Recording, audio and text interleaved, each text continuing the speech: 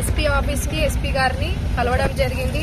ఏదైతే మార్నింగ్ నుంచి కూడా సోషల్ మీడియాలో నా పైన తప్పుడుగా ట్రోల్ చేయడము ఇదన్నీ ఉద్దేశించి తీసుకొచ్చినాను.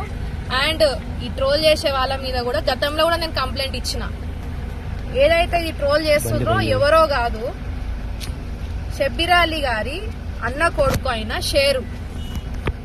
మరి వీళ్ళు ఏమని ట్రోల్ చేస్తుర్రు, వీళ్ళకి పదవులు ఎట్లా వస్తున్నాయి ఏంటి అని వల్గర్ లాంగ్వేజ్. ఇప్పుడు నేను చెప్పడానికి కూడా నాకు అంత చండాలమైన వర్డ్స్ ట్రోల్ చేయడం ఇది ఎంతవరకు కరెక్ట్ అని చెప్పి సందర్భంగా తెలియజేస్తూ, పొద్దున్నే మరి ఈ యొక్క విషయం తెలియగానే మొత్తం కామారెడ్డిలో ఉన్న మహిళలు నాకు సపోర్టివ్ గా మా ఇంటికి వచ్చి ఈ ట్రోల్ ని చూసి, అలాగే మా తోటి కౌన్సిలర్స్, ఎక్స్ కౌన్సిలర్స్, యువ నాయకులు ప్రతి ఒక్కరు కూడా ఈరోజు ఎస్సీ సెల్ సెక్రటరీ అన్న మమత అందరం కూడా ఇక్కడ విచ్చేసి మరి ఒక కంప్లైంట్ ని ఇవ్వడం జరిగింది.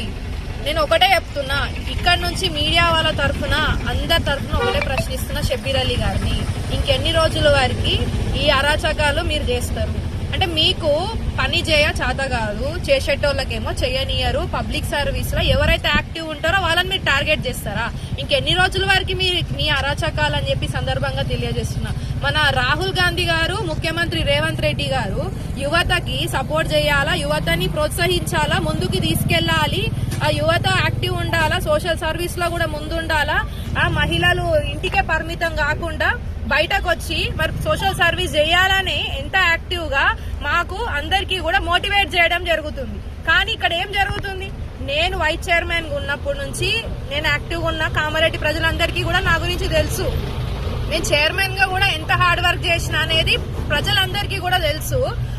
నేను జిఆర్ కాలనీలో చేసిన పనులు గానీ, అలాగే రోడ్ల మీద వృద్ధులు ఉన్నప్పుడు వాళ్ళకి చేసిన హెల్ప్ గానీ, హాస్పిటల్ ఎవరికైనా ఇబ్బందులు ఉన్నప్పుడు వాళ్ళకి చేసిన హెల్ప్ గానీ, ఎవరైనా చనిపోయినప్పుడు వాళ్ళకి అమౌంట్ ఇచ్చి ఆర్థిక సాయం చేయడం గానీ, అలాగే మొన్న రీసెంట్ గా జీసీఆర్ ట్రస్ట్ నుంచి జాబ్ మేళా పెట్టి ఎంతో మంది యువకులకి జాబ్లు ఇప్పించడం గానీ, బ్లడ్ డొనేషన్ క్యాంప్స్ పెట్టడము, అలాగే వివిధ ఇప్పుడు ఇందిరమ్మ ఇండ్లు కట్టుకున్న వాళ్ళకి కూడా ఆర్థిక సాయం, మనం వాళ్ళకి ఇంట్లో కిచెన్ లా అవసరం ఉండే వస్తువులు కూడా మనం సొంత డబ్బులతోటి హెల్ప్ చేయడము, అలాగే హ్యాండిక్యాప్డ్ వాళ్ళకి కూడా వెహికల్స్ ప్రొవైడ్ చేయడము, ఇట్లా చెప్పుకుంటా పోతే చాలా వరకు మేము హెల్ప్ చేస్తున్నాం. నేను గానీ మా husband Chandrasekhar Reddy TPCC general secretary garu ఇప్పుడు రీసెంట్లీ ఎవరైతే పేదింటి కుటుంబం నుంచి వచ్చిన మహిళలు ఏడ్చుకుంటా మా దగ్గరకు వచ్చి, అమ్మ మాకు ఆర్థిక పరిస్థితి బాగాలేదు, మా పెళ్లికి ఏదైనా సహాయం చేయండి అని అన్నప్పుడు పుస్తమెట్టలు కూడా మా సొంత నిధులతోటి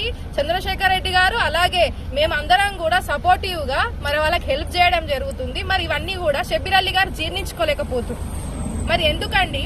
మీరు చేయండి, మీరు రాజకీయాలు చేయండి, మీరు హెల్ప్ చేయరు, మీకు సాధనైనంత మీరు హెల్ప్ చేయరు, మేము చేసేది మేము చేస్తాము. మీరు ఇట్లా అడ్డుకోవడం ఎంతవరకు కరెక్ట్? అంటే మీరు చెయ్యరు, చేసేటోళ్ళని చేయనియరు. టార్గెట్ చేసేట్లయితే ఫస్ట్ ఒకటే రూలింగ్ పార్టీ, ఒకటే కాంగ్రెస్ పార్టీలో ఉన్న పెద్ద మనిషి చెప్తాడు, నేను సీనియర్ నాయకుడిని, నేను సీనియర్, నేను ఎప్పటి నుంచో ఉన్నా, నాకు కోస్తే కాంగ్రెస్ వెళ్తుందని మాట్లాడతారు కదా. ఇదేనా మరి మీ పద్ధతి? మహిళకి ఒక చండాల పైన ట్రోలింగ్ చేయడము, రౌడీలని గ్యాదర్ చేసి రౌడీలను ఎన్కేసి తిప్పుకోవడము. ఈయన ఎవరు? ఈ పర్వేజ్ అంటే ఆయన ఎవరు? ఈయన కత్తుల దాడిలో ప్రతి ఒక్కళ్ళ కామారెడ్డిలో కూడా ప్రతి ఒక్కరికి తెలుసు ఈ పర్వేజ్ గురించి.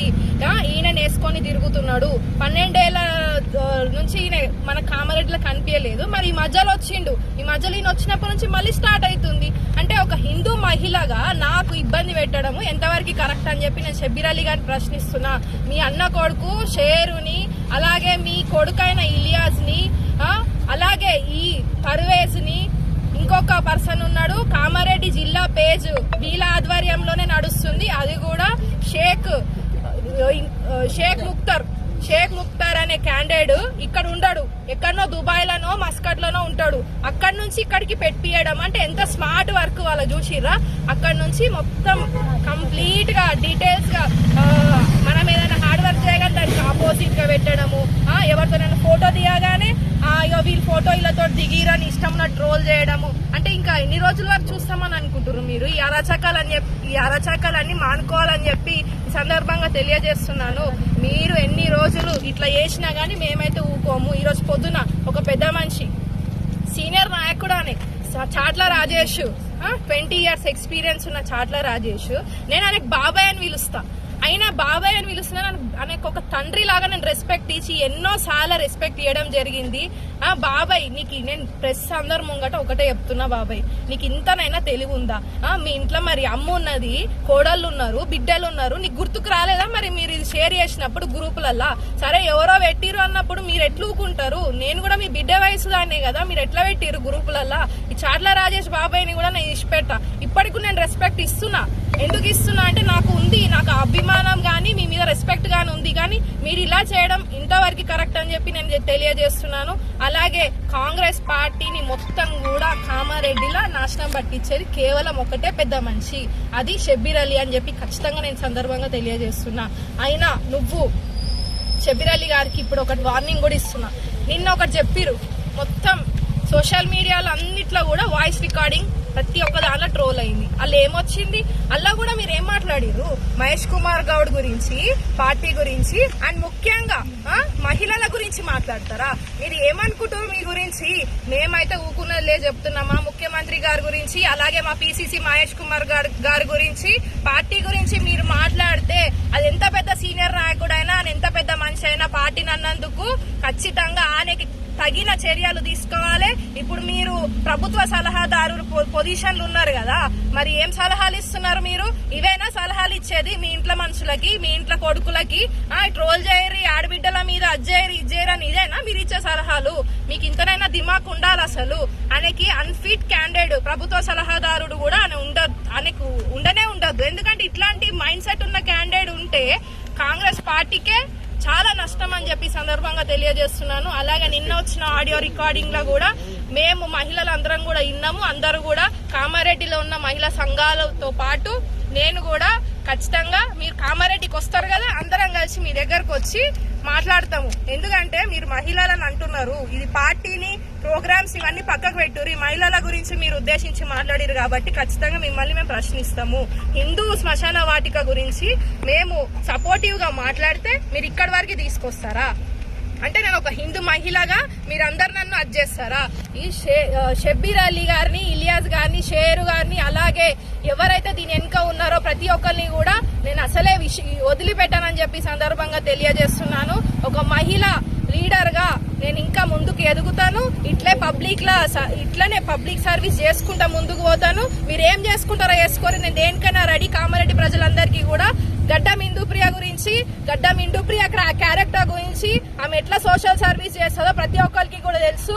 ఈ హిందూ ముస్లిం మధ్యలో మీరందరూ కూడా ఇది ఒక పేజ్ డ్రామా క్రియేట్ చేయకండి. ఒక హిందూ మహిళగా నేను హెచ్చరిస్తున్నాను. మీరు ఇట్లాంటివి అరాచకాలు మానుకోకపోతే మేము యువ నాయకులం అందరం కూడా మిమ్మల్ని వదిలిపెట్టామని చెప్పి సందర్భంగా తెలియజేస్తున్నాను. ఖబర్దార్ షబ్బీర్ అలీ అని చెప్పి తెలియజేస్తూ ముగిస్తున్నాను. Thank you so much. అలాగే ఈ రోజు ఇచ్చిన కంప్లైంట్ కి ఖచ్చితంగా టీఎస్ లో ఇచ్చిన మేము ఎస్పీ సార్ కి కంప్లైంట్ ఇవ్వడం జరిగింది. సరైన న్యాయం చేస్తారని చెప్పి న్యాయస్తులని నేను ఖచ్చితంగా కోరుకుంటూ ఇట్లాంటి వాళ్ళని కామారెడ్డి నుంచి కచరాలంతా కూడా తొలగించాలని చెప్పి తెలియజేస్తూ రాబోయే కాలంలో ఇలాంటి సోషల్ మీడియాలో ఏ మహిళకి కూడా పెట్టిన గడ్డం ఇందుప్రియ మాత్రం ఖచ్చితంగా ఊకోదు. మహిళలందరి తరఫున ఖచ్చితంగా నిలబడుతుందని చెప్పి సందర్భంగా తెలియజేస్తూ ఈ విషయాన్ని నేను ఎప్పుడు ఎమ్మెల్యే ఎలక్షన్లప్పుడు మా కుటుంబ సభ్యులం అందరం కలిసి ఇంట్లోకించి బయటికి వెళ్ళి ఎంతో హార్డ్ వర్క్ చేయడం జరిగింది. అన్నగారి గురించి, పార్టీ గురించి కష్టపడ్డాము. ఇప్పుడు రేవంత్ రెడ్డి గారు ముఖ్యమంత్రి అయినారు. రేవంత్ రెడ్డి గారికి ఏంటంటే మేము మా ఫ్యామిలీ పైన మంచి ఒపీనియన్ ఉంది, మేము హార్డ్ వర్క్ చేసినాం అని చెప్పి ఇప్పుడు ఈ పదవులు వస్తున్నాయి, ఏడికేనా వస్తున్నాయి అంటే ఎవరైనా పార్టీలో హార్డ్ వర్క్ చేస్తే కాంగ్రెస్ పార్టీలో కష్టపడిన వాళ్ళకి పదవులు వస్తాయి. సో పదవులు వచ్చినంత మాత్రాన ఇది ఎంతవరకు ఏడ్చుడు, ఇది ఎంతవరకు సోషల్ మీడియాలో ట్రోల్ చేసుడు, ఇది ఏం న్యాయం అని చెప్పి సందర్భంగా తెలియజేస్తున్నాను. అలాగే రేవంత్ రెడ్డి గారికి మా గురించి కానీ, మా హార్డ్ వర్క్ గురించి కానీ ప్రతి ఒక్కటి కూడా తెలుసు. మేము ఫ్యూచర్ లో కూడా ఇది రాహుల్ గాంధీ గారి దగ్గరికి కూడా ఈ అరాచకాల గురించి కూడా నేను ప్రతి ఒక్కటి కూడా విషయం తీసుకెళ్తాను. ఇది పర్సనల్ గా మీరేదో రాజకీయాలుగా ఎదుగుతారు, ఒక మహిళని కించపరిచితే నేను ముందుకు పోతా, ఈమెని బద్నాం చేస్తే నేను ఎదుగుతా అని షబ్బీర్ అలీ అనుకుంటారు కదా. మీరు ఎంత ఎదుగుతారో ఎదుగుర్రి, మేము చేసేది కూడా మేము చేస్తామని చెప్పి తెలియజేస్తాం.